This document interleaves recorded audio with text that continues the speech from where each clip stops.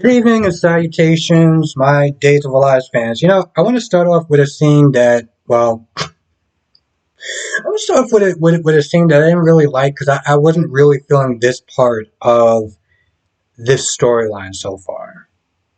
This scene with Stefan letting down Melinda. I don't know. It's something about this version of Melinda that I'm not liking. This lovesick puppy dog kind of thing that's going on, it doesn't work for me. Okay. And out of all people, Stefan? Really? Stefan. Listen, anybody else, fine, but not working for me. I mean, don't get me wrong. I'm loving the fact that they are giving her something to do, but this, this, this is the best that doesn't work for me. It really, really doesn't work for me. He lets her down easy, and she says that she's going to call him for a favor one day, and he better just sit there. He better just accept it. Wasn't exactly my cup of tea. I know some people are liking it, but yeah. Um, Now Chanel. Sloane has been coming after her for a hot minute. She blames Chanel for her mother's death and her family's disintegration, and yeah, I get it.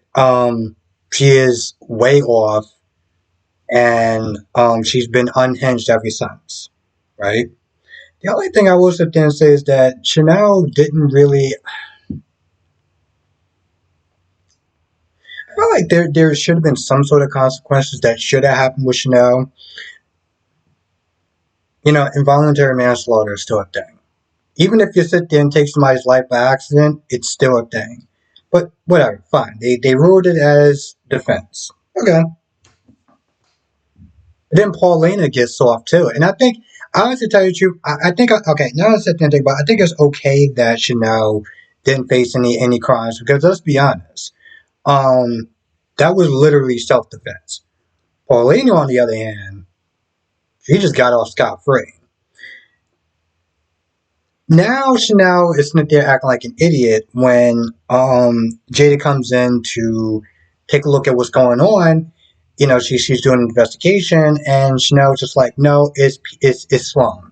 It has to be Sloan. It's always been Sloan. It's Sloan. It's Sloan. It's Sloan. That's pretty much just where she's coming from, based off of their history.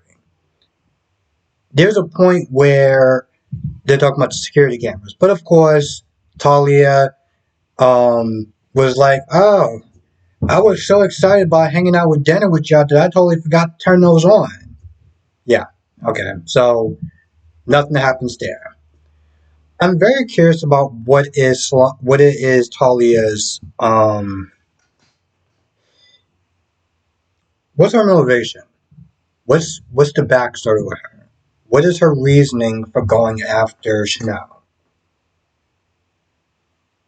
Is it Chanel that she's going after? Is it Sloan she's going after? That's what I'm waiting for. Nicole Nicole lies her ass off to EJ um, about what she did when she was, when she was drunk and stuff. And EJ is like, yeah, I practically made some Xerox copies of my ass, and I was gonna send them to everyone, but I can't remember my password, so it never happened. So what did you do when you were drunk? And of course, she's like, "Oh, I cut off some collars because I thought that they looked like priest collars." I was so angry at Eric. Okay, sure. But later on, she calls Eric and she's like, "Yo, listen, nobody can know. Nobody can know." I'm sitting there thinking, I'm like, what happens if Sloan tells? Then what? Of course, EJ had that look in his face like he knew.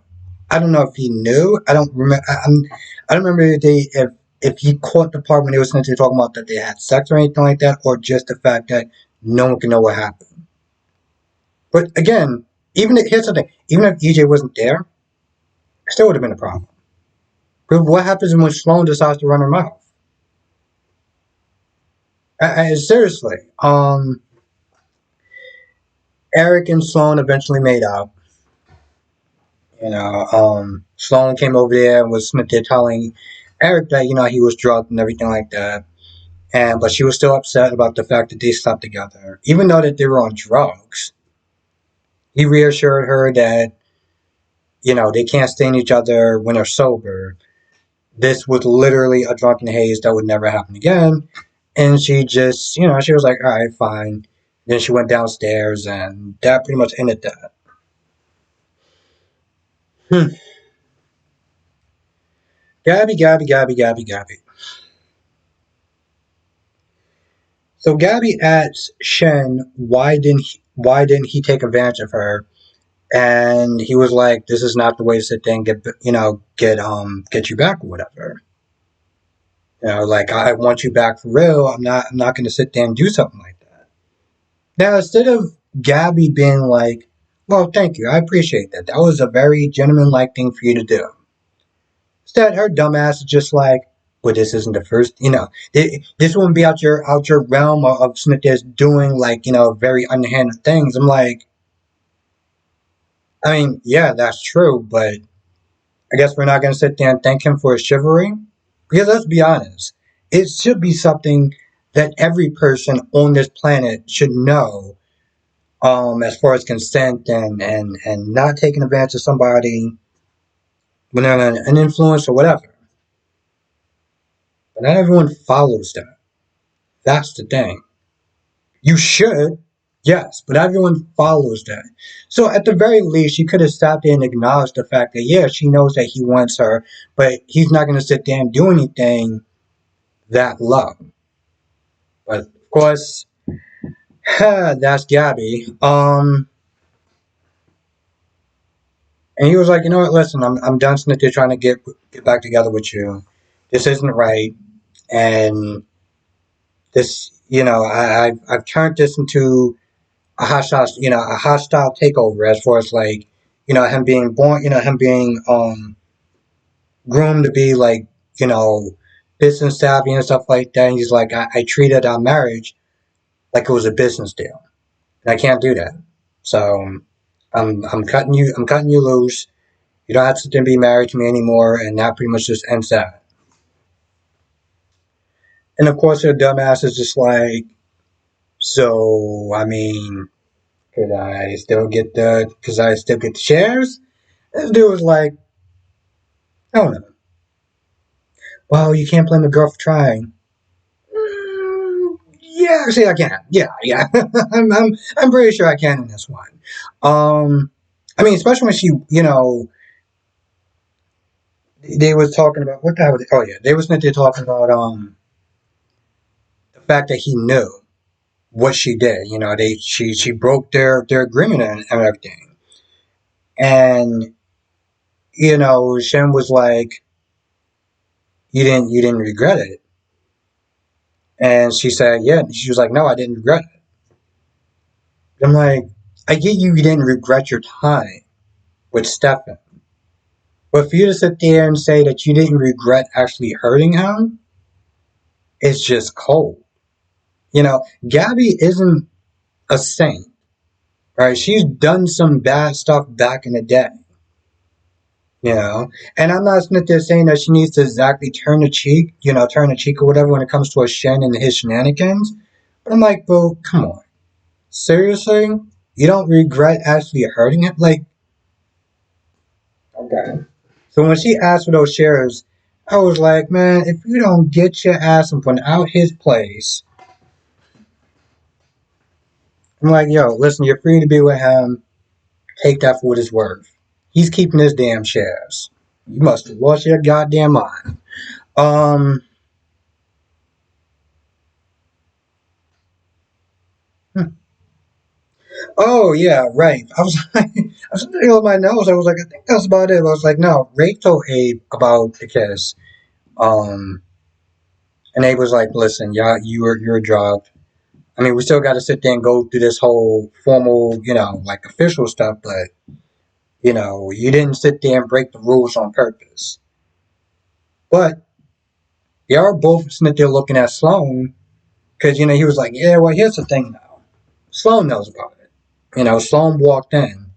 And I think Abe was like, wouldn't it be just ironic that, because they're both sitting there thinking that Sloan probably used that, as far as her defense is, the harassment and everything like that she says she's been getting from them. And she's like, wouldn't it be kind of ironic, her walking in on a kiss, knowing that she's the one that drugged the whole town. Thinking that they might actually thinking that might actually happen on purpose. I don't know. And of course, Jada walked in and Jada gave them an update, which was, they know what the drug is. Of course, they have no security footage, and of course, she when she walked in, Abe was like, yeah, I told her like, yeah, we know about the whole kiss thing, and Jada was like, yeah, well, listen, he was drugged, and I just kind of want to just move forward with the case, and they pretty much kind of dropped it at that point. Jada's fire. Jada is 100% fire in my book as far as top women, top hot women. I mean, there's pretty women that's on these soap operas, and then there's a certain level of hotness. Jada is definitely Jada is definitely on that board. I feel like that's pretty much about it for the most part. Yeah. All in all, this was an okay episode. It wasn't super crazy. It wasn't super amazing. It wasn't super terrible. It was just average. Anyway, with that being said, I'm gonna go. I want to thank you for watching. Stay safe. I'll see you in the next video.